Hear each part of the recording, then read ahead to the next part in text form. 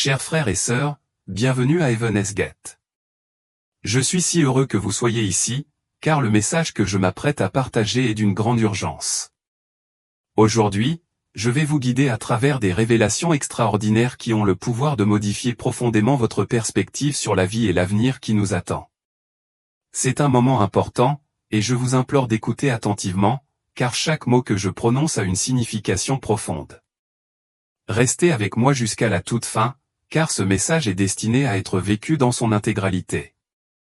Si vous ressentez un frémissement dans votre cœur et que vous êtes poussé à devenir un messager de la parole de Dieu, rejoignez cette mission, abonnez-vous à la chaîne et unissons-nous pour diffuser son message à travers le monde. Ensemble, nous pouvons nous préparer de la manière la plus fidèle et la plus efficace. Le moment d'agir est maintenant. Je m'appelle Daniel et je suis un jeune homme originaire d'une petite ville paisible située au cœur de l'Argentine. Je vis ici avec mes parents et mon jeune frère. Bien que notre vie soit humble et simple, comme celle de nombreuses autres familles de notre communauté, nous ne sommes pas à l'abri des incertitudes croissantes auxquelles le monde est confronté.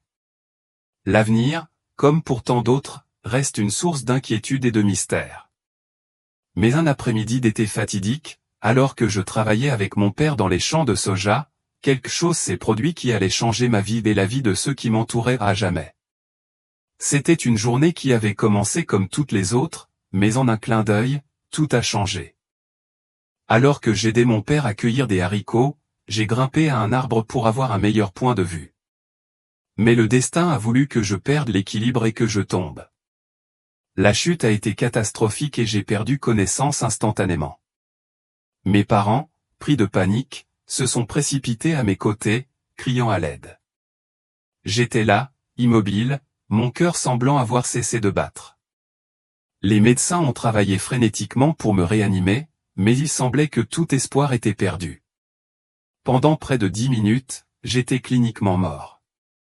Mais pendant ces moments, j'ai vécu quelque chose de si profond et de si transformateur que cela a complètement changé ma vision de la vie et du monde. Quand je suis revenu du bord de la mort, je suis revenu avec un message directement de Jésus-Christ lui-même. C'était un avertissement de ce qui allait arriver, un aperçu de l'avenir qui nous attend tous dans l'année à venir et une puissante leçon sur la façon dont l'humanité peut se sauver avant qu'il ne soit trop tard. La première chose dont je me souviens après l'accident a été la sensation de flotter au-dessus de mon propre corps sans vie. Je pouvais me voir allongé sans bouger sur le sol en dessous, et la vue était si surréaliste, si déplacée, qu'elle m'a fait froid dans le dos. Le monde autour de moi semblait lointain, étouffé, comme s'il ne faisait plus partie de ma réalité. J'entendais les cris de ma mère, les cris frénétiques de mon père et les prières douces et tendres de mon jeune frère, sa voix douce avec l'innocence de la foi qui lui avait été enseignée à l'école du dimanche. Mais en entendant ces sons, je n'ai ressenti ni peur ni douleur. Au lieu de cela, j'ai été submergé par un profond sentiment de calme. C'était comme si j'avais été élevé dans un royaume supérieur, un royaume où les préoccupations et les luttes du monde terrestre n'avaient plus aucun sens. J'ai regardé mes parents s'agenouiller à côté de moi, les larmes aux yeux, mais je ne pouvais rien faire pour les atteindre. Je ne pouvais ni les toucher ni les réconforter, même si j'en avais profondément envie. Juste à ce moment-là, j'ai senti une force invisible, une force à la fois douce et ferme m'attirer vers le haut. C'était comme si j'étais tiré dans un tunnel, pas un tunnel d'obscurité ou de terreur, mais un vortex de lumière rayonnant, chaleureux et accueillant. Alors que je traversais ce tunnel, j'ai commencé à entendre de faibles murmures tout autour de moi, dont je ne pouvais pas déterminer la source. Les voix n'étaient ni effrayantes ni menaçantes, mais calmes, rassurantes et pleines de détermination. « Tu n'as pas encore fini », murmura doucement une voix, m'emplissant d'une paix indescriptible. « Tu dois te souvenir de ce que tu vois », répéta une autre voix, dont le ton portait un sentiment d'urgence tranquille. À ce moment-là, je réalisais que ce voyage n'était pas un accident et que j'avais reçu une mission, un appel que j'étais censé comprendre et partager. Ce dont j'étais sur le point d'être témoin, et ce que j'allais apprendre, était un message non seulement pour moi, mais pour toute l'humanité. Au début, j'étais rempli de confusion. Pourquoi cela m'arrivait-il? Que ressentais-je? Alors que la lumière autour de moi devenait plus vive, il devint clair que j'étais conduite vers un endroit différent de tout ce que j'avais jamais imaginé. L'obscurité qui m'entourait commença à reculer, remplacée par un vaste royaume doré qui scintillait comme la lumière du soleil dansant à la surface de l'eau. Un sentiment de paix profonde m'enveloppa, effaçant toute peur et toute incertitude. À ce moment-là, j'avais l'impression que je pourrais rester là pour toujours, entouré d'une telle tranquillité. Mais au loin, je ressentais une attraction douce mais indéniable. Au plus profond de moi, je savais que, malgré la sérénité de ce lieu paradisiaque, il y avait quelque chose dont j'avais besoin d'être témoin, quelque chose qui m'attendait, quelque chose que je devais partager avec le monde. Ce n'était pas un accident. Je n'étais pas ici par hasard. J'étais ici dans un but précis, voir quelque chose et rapporter un message à l'humanité. En y réfléchissant, j'ai senti une présence puissante s'approcher. Bien que je ne puisse pas encore distinguer un visage, j'étais rempli d'une sensation écrasante d'amour inconditionnel et d'autorité. La lumière autour de moi s'intensifia et je savais que j'étais sur le point d'être témoin de quelque chose de divin, de quelque chose qui allait changer ma vie. Les murmures des voix qui m'avaient accompagné se turent et pendant un bref instant, tout resta immobile, à l'exception du battement régulier de mon cœur. Bien que je ne puisse pas expliquer pourquoi, j'étais certaine que mon voyage ne faisait que commencer. Je ne savais pas où j'allais, mais chaque fibre de mon être me disait que c'était d'une importance vitale. Alors que la chaleur de la lumière continuait de m'entourer, toutes mes peurs se sont dissipées. J'avais l'impression d'être guidé vers une vérité qui allait complètement transformer ma compréhension de la vie, de la foi et du monde lui-même. Ce moment n'était pas une fin, c'était juste le début de quelque chose de bien plus grand. Un message pour l'humanité allait arriver, un message qui me serait révélé en 2025, un message de Jésus lui-même. En sortant du tunnel radieux, je me suis retrouvé dans un endroit à couper le souffle qui ne pouvait être décrit que comme le paradis. Sous mes pieds, des nuages dorés flottaient doucement, comme si le sol lui-même était fait de lumière. L'air scintillait d'une lueur éthérée que je ne pouvais pas pleinement comprendre, et le ciel s'étendait à l'infini, à la fois glorieux et illimité, mais jamais écrasant. Chaque respiration que je prenais me remplissait d'une paix indescriptible, d'une joie que je n'avais jamais connue auparavant. Je me sentais comme à la maison. Alors que je restais émerveillé par ce lieu paradisiaque, admirant sa beauté, j'ai remarqué une silhouette qui marchait vers moi. Au début, la lumière qui entourait cette silhouette était si brillante et intense que je ne pouvais distinguer aucun détail. Mais à mesure qu'il s'approchait, j'ai reconnu la silhouette de Jésus. Sa présence était à la fois humble et puissante, et il portait une robe blanche flottante qui semblait briller d'une lumière si pure et rayonnante que je devais me protéger les yeux. Malgré sa présence écrasante, je n'éprouvais aucune peur, seulement un sentiment d'amour et de chaleur englobant tout. Jésus m'a souri chaleureusement, et d'une voix à la fois autoritaire et douce, il a parlé. « Daniel, mon cher enfant, a-t-il dit doucement, sa voix me remplissant de paix, tu es ici parce que tu as été choisi pour être témoin de quelque chose de très important. » Dès que sa main rayonnante a touché mon épaule, j'ai été transporté dans une autre scène. Devant moi, des images de la Terre ont commencé à se dérouler de vastes villes, des forêts imposantes et des océans sans fin, mais tout était éclipsé par le chaos. J'ai vu des incendies dévastateurs faire rage de manière incontrôlable, des inondations engloutir des quartiers entiers et des gens enfermés dans des conflits violents. La douleur de ces visions était si accablante que des larmes ont commencé à couler de mes yeux. « Pourquoi me montres-tu cela ?» j'ai demandé, la voix tremblante de tristesse. La voix de Jésus était douce mais ferme lorsqu'il répondit, « Ce sont les visions d'un monde qui a oublié l'amour, la foi et la communauté. Mais il y a encore de l'espoir. Tu dois avertir les gens de changer leurs habitudes, d'ouvrir à nouveau leur cœur à Dieu et d'apprendre à se soutenir les uns les autres. Ce n'est que par la foi, la gentillesse et le pardon qu'ils peuvent espérer surmonter les épreuves qui les attendent. » Bien que la tristesse de ce que j'avais vu pesait lourdement sur moi, sa voix m'a rempli de force et de courage. « N'aie pas peur, m'a-t-il assuré. Tu ne seras jamais seul. Je serai toujours avec toi. » Puis, d'un mouvement doux et rassurant, Jésus a posé sa main sur ma poitrine une fois de plus, et une vague de chaleur réconfortante s'est répandue dans tout mon être. En un instant, j'ai senti une force renouvelée me traverser, comme si j'avais été réapprovisionné, prête à revenir et à partager la sagesse que j'avais acquise. Mais les visions dont j'avais été témoin étaient bien plus troublantes que je n'aurais pu l'imaginer. Des villes autrefois prospères, pleines de vie et d'énergie, semblaient désormais sombres, désolées et abandonnées. Les bâtiments étaient en ruine, les routes étaient submergées par les eaux et les gens désespérés se dispersaient, cherchant un abri contre les violentes tempêtes. Des incendies ont éclaté dans des régions que je connaissais, ainsi que dans des endroits que je n'avais jamais vus auparavant.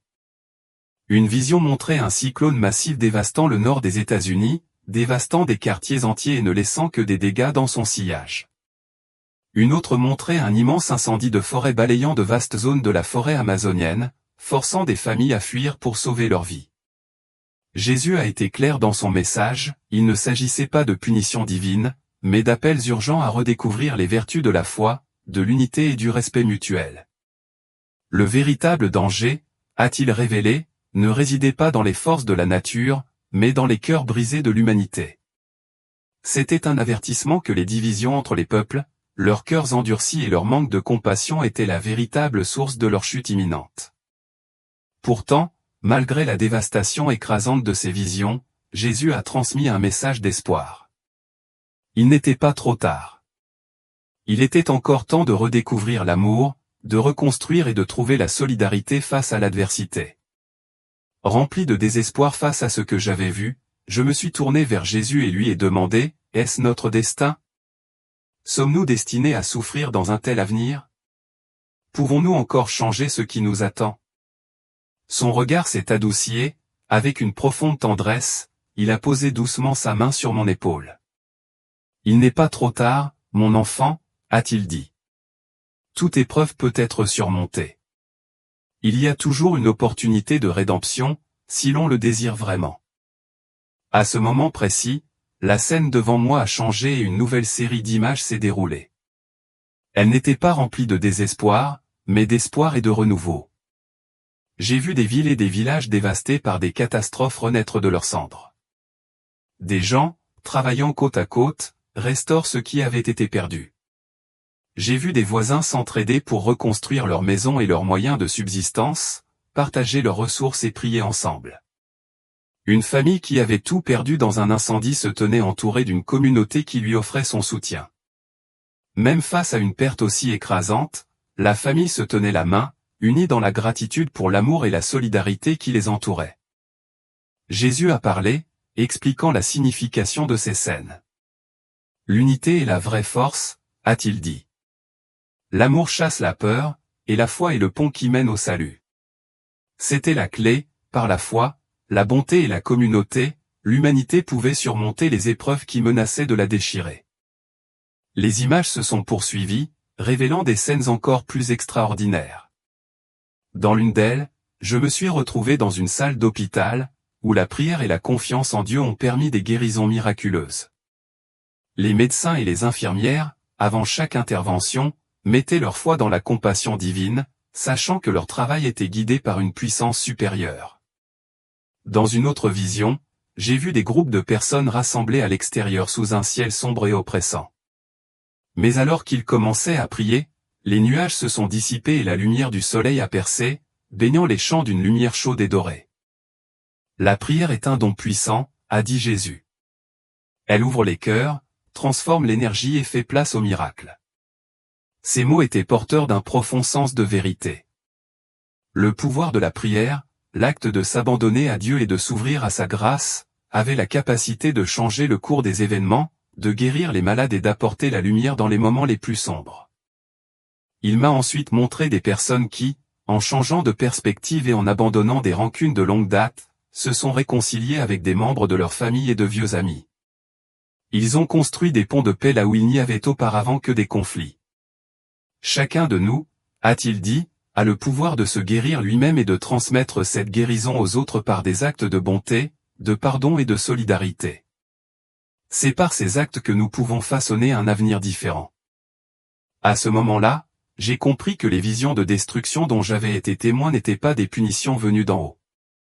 Au contraire, elles représentaient un défi, un appel profond à l'humanité pour qu'elle choisisse une nouvelle voie. Jésus a ensuite expliqué que les catastrophes naturelles et les conflits, bien que douloureux, peuvent se transformer en opportunités de croissance spirituelle. La véritable force de l'humanité se révèle dans l'adversité, a-t-il poursuivi. Dans les nuits les plus sombres, vous avez la possibilité de briller plus fort que jamais auparavant. Il a souligné l'importance d'une foi profonde et personnelle. Cela ne signifie pas une vie sans lutte, a-t-il précisé. Cela signifie plutôt trouver la résilience pour continuer d'avancer, par l'amour divin, et faire briller la lumière même au milieu des ténèbres. Avec ces mots puissants, les visions ont commencé à s'estomper, me laissant avec un profond sentiment de paix et de confiance que je n'avais jamais éprouvé auparavant. J'ai réalisé qu'il y avait un moyen de changer le monde et c'était par nos choix collectifs, notre volonté collective de choisir l'amour et la foi plutôt que la peur et la division. Avec un sourire compatissant, Jésus m'a encouragé davantage, va et raconte aux autres ce que tu as vu. Ne te décourage pas. Et surtout, souviens-toi que je serai toujours avec toi. Une chaleur profonde a rempli mon cœur pendant qu'il parlait, et à ce moment-là, j'ai su que je devais retourner. Bien que je sentais que le lieu céleste où je me trouvais était ma véritable demeure, un royaume baigné d'une lumière et d'un amour infini, où une partie de moi savait que ma mission sur terre n'était pas encore achevée. Les larmes ont rempli mes yeux tandis que je demandais, est-il vraiment nécessaire que je quitte cet endroit? Jésus m'a regardé avec tendresse, me rassurant avec un sourire affectueux. Ton temps ici n'est pas encore terminé. Le monde a encore besoin de toi, Daniel. Tu es le messager qui doit transmettre le message que je t'ai donné. Ne laisse pas la peur te réduire au silence. Raconte-moi tout ce que tu as vu. Son ton calme et rassurant m'a fait comprendre que mon voyage ne pouvait pas s'arrêter dans le paradis que j'avais découvert. La lumière autour de nous semblait briller encore plus chaleureusement et au loin, je pouvais entendre le chant des chœurs angéliques, si pur et si céleste qu'il m'emplissait de paix jusqu'au plus profond de mon être. Dans le silence qui suivit, je me retournai une dernière fois pour graver dans ma mémoire chaque détail de ce royaume doré, les couleurs radieuses, le parfum enivrant de paix dans l'air, le sentiment d'être complètement aimé et en sécurité. Juste à ce moment-là, Jésus posa doucement sa main sur ma poitrine et une chaleur intense me parcourut. Tu te souviendras de tout, m'assura-t-il. Quand tu reviendras, tu emporteras mon amour avec toi. Et même si les autres ne croient pas tes paroles, sache que je serai toujours à tes côtés. Tu ne seras jamais seul. En le regardant, mes yeux se remplirent de larmes, sachant que quitter cet endroit, l'endroit qui m'avait semblé être mon foyer, était la chose la plus difficile que j'ai jamais eu à faire. Pourtant, je comprenais que ma mission ne pourrait pas être accomplie si je restais. Alors que le maître s'éloignait, une force invisible commença à me ramener vers le monde terrestre. La lumière brillante s'estompa lentement, remplacée par une sensation lourde et enracinante. Les chœurs célestes s'estompèrent au loin, leur musique céleste disparaissant progressivement jusqu'à ce qu'il n'y ait plus que le silence. Quand je repris enfin connaissance, je trouvai mon père à mes côtés, sa main serrant fermement la mienne, ses lèvres serrées l'une contre l'autre comme s'il retenait un flot d'émotions que les mots ne pouvaient exprimer. Les médecins, encore sous le choc, fixaient l'écran à côté de mon lit, observant mon rythme cardiaque régulier. Deux infirmières se tenaient figées, comme si elles craignaient que le moindre bruit ne brise l'atmosphère surréaliste qui nous entourait. Ce n'est pas possible. Marmonna l'un des médecins, sa voix à peine audible. Pas de pouls du tout. Il secoua la tête, incrédule. Bien que mon corps me paraissait lourd et vidé, avec l'épuisement qui s'enfonçait profondément dans mes membres, mon esprit était remarquablement clair. Je savais qu'il y avait quelque chose que je devais faire, quelque chose que je devais partager. J'avais vu quelque chose de profond, quelque chose qui devait être dit. Mon père, un homme qui avait toujours été réservé et silencieux, me regarda avec un mélange d'admiration et de gratitude, comme s'il me voyait pour la première fois. « Tu l'as fait, Théo » dit-il doucement, sa voix emplie d'incrédulité, comme s'il ne comprenait pas encore complètement ce qui se passait. Le personnel médical, incertain de la réaction à adopter, resta silencieux, n'osant pas m'interrompre. « Papa » murmurai-je d'une voix faible et rauque. « J'ai vu Jésus. » Un lourd silence s'installa dans la pièce. l'une des infirmières halta et se couvrit la bouche de la main, tandis que le plus jeune médecin se détourna brusquement de l'écran pour me regarder, comme pour vérifier si j'étais vraiment conscient ou simplement en train de délirer. Mon père ne dit rien mais resserra sa prise sur ma main, m'exhortant silencieusement à continuer. Et ainsi, je commençai à raconter ce que j'avais vécu pendant les minutes où mon cœur s'était arrêté. Je parlais de la luminosité écrasante, de la chaleur qui remplissait chaque recoin de mon être et de la paix qui semblait appartenir à un royaume au-delà de ce monde. J'ai décrit le visage de Jésus, plein d'amour, de compassion et de miséricorde, et la façon dont il m'avait montré des aperçus d'un avenir marqué par des tempêtes, des incendies et des troubles généralisés. Mais parallèlement à cela, il m'avait aussi révélé une vision d'espoir. Il m'avait assuré qu'il y avait encore une chance pour le monde d'être sauvé si nous pouvions apprendre à nous entraider, à pardonner et à choisir l'amour plutôt que la haine. La salle était silencieuse. Personne ne savait comment réagir. Certains médecins ont échangé des regards gênés, pensant probablement que mon expérience était simplement le résultat d'un manque d'oxygène ou d'une hallucination causée par un traumatisme. Mais d'autres, en particulier les plus expérimentés, ont écouté avec un respect silencieux, peut-être émus par le calme de ma voix. C'était impossible à expliquer, mais il y avait un sentiment d'authenticité dans mes paroles qu'ils ne pouvaient pas ignorer. Partout au Brésil, des histoires similaires ont commencé à faire surface, des récits de guérisons miraculeuses, de retrouvailles inattendues avec des proches perdus de vue depuis longtemps et de réconciliations autrefois considérées comme impossibles. Chaque histoire semblait faire écho au même message, un rappel que l'espoir était toujours vivant et que la compassion, l'amour et le pardon étaient les clés de la guérison. Mon père, qui m'avait toujours soutenu mais n'avait jamais manifesté ouvertement sa foi, a été profondément ému par mon récit. Au cours des jours et des semaines qui ont suivi, je l'ai vu se transformer sous mes yeux. Il est devenu plus patient, plus disposé à écouter et semblait porter en lui un nouveau sentiment de paix. C'était comme si mon expérience avait fait naître quelque chose en lui une fois qu'il ignorait posséder. Alors que je me concentrais sur le rétablissement de mes forces, quelque chose d'aussi remarquable se produisait autour de nous, un changement dans l'atmosphère, dans notre foyer et dans les personnes avec lesquelles nous interagissions. C'était comme si le monde commençait à s'ouvrir au message d'amour et d'unité qui m'avait été confié. Bien sûr, il y avait des sceptiques. Certains ont ridiculisé mon histoire, la considérant comme le fantasme d'un jeune garçon qui avait subi une expérience traumatisante. Mais cela n'avait pas d'importance pour moi.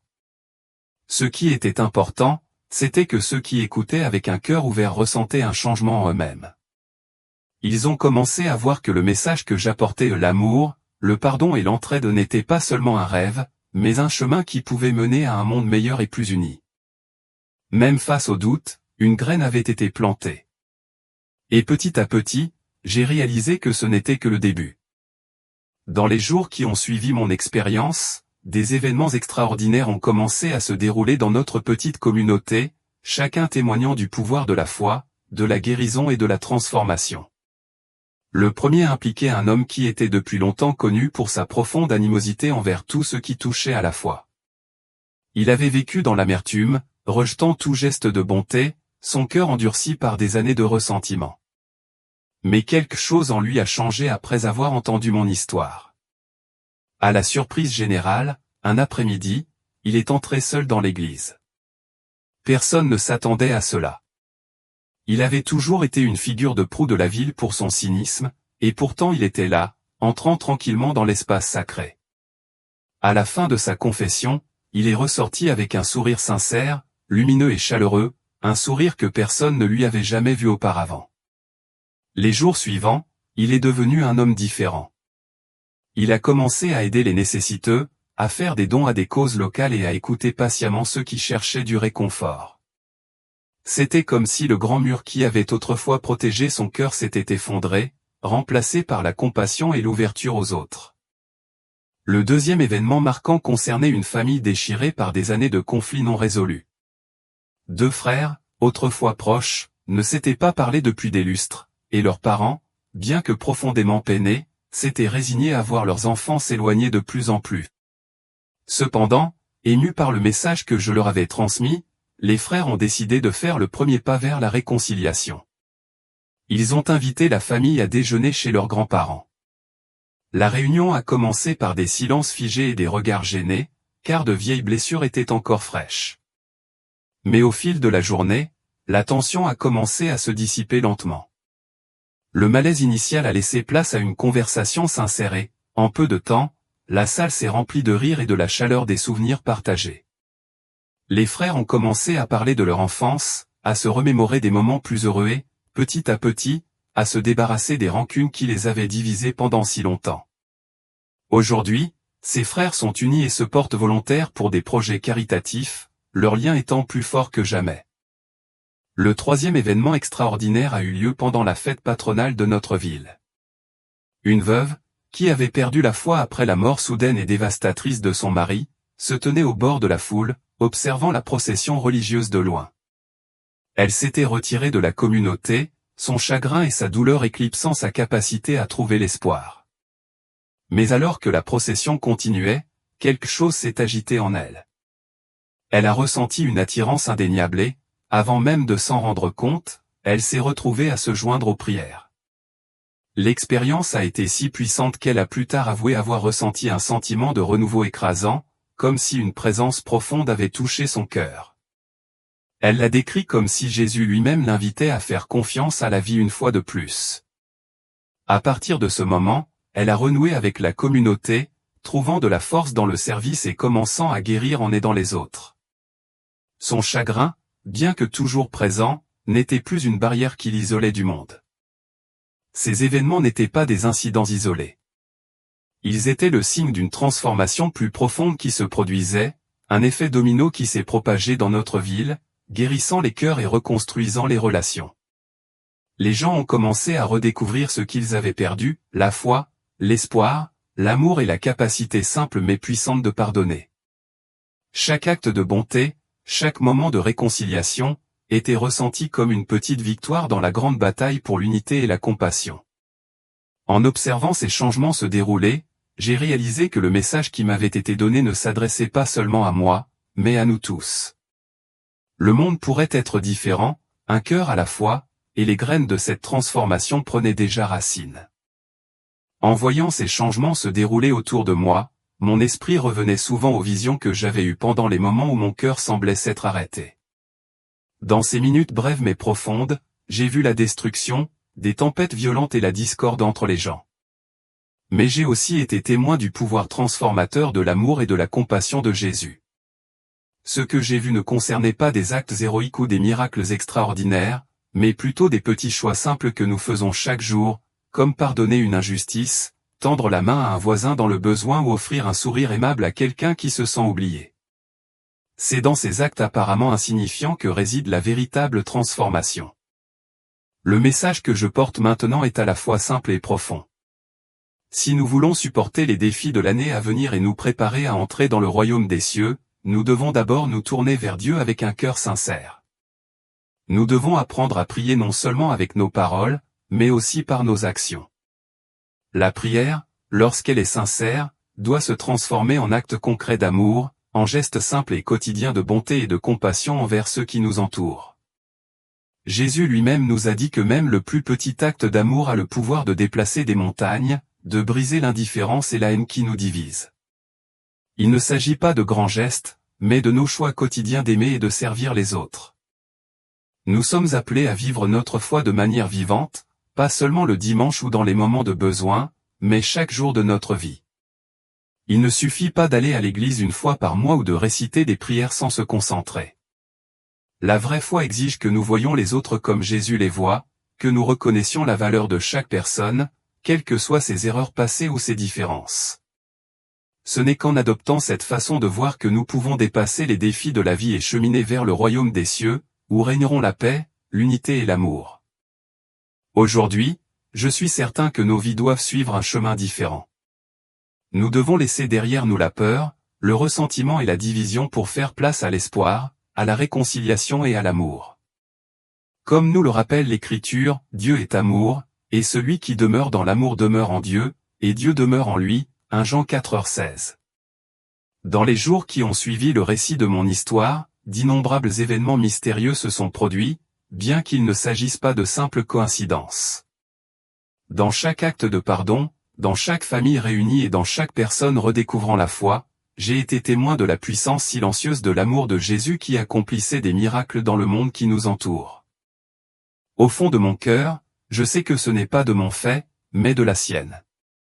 C'est la preuve vivante que lorsque nous choisissons l'amour, Dieu nous prend par la main et nous conduit vers un avenir rempli d'espoir et d'unité. Chaque histoire de transformation est un témoignage de la vérité selon laquelle Dieu est toujours à l'œuvre, même lorsque nous ne pouvons pas le voir. Je tiens à vous remercier profondément d'avoir écouté mon histoire jusqu'au bout. J'espère que ces mots ont trouvé une place dans votre cœur et vous ont aidé à retrouver un sentiment d'espoir et d'unité. Avant de terminer et de passer à la vidéo suivante, je vous invite à vous abonner à la chaîne et à laisser un commentaire sur le pays d'où vous regardez. C'est une façon pour nous de nous sentir connectés, même à travers de grandes distances, alors que nous nous unissons dans l'amour et la foi.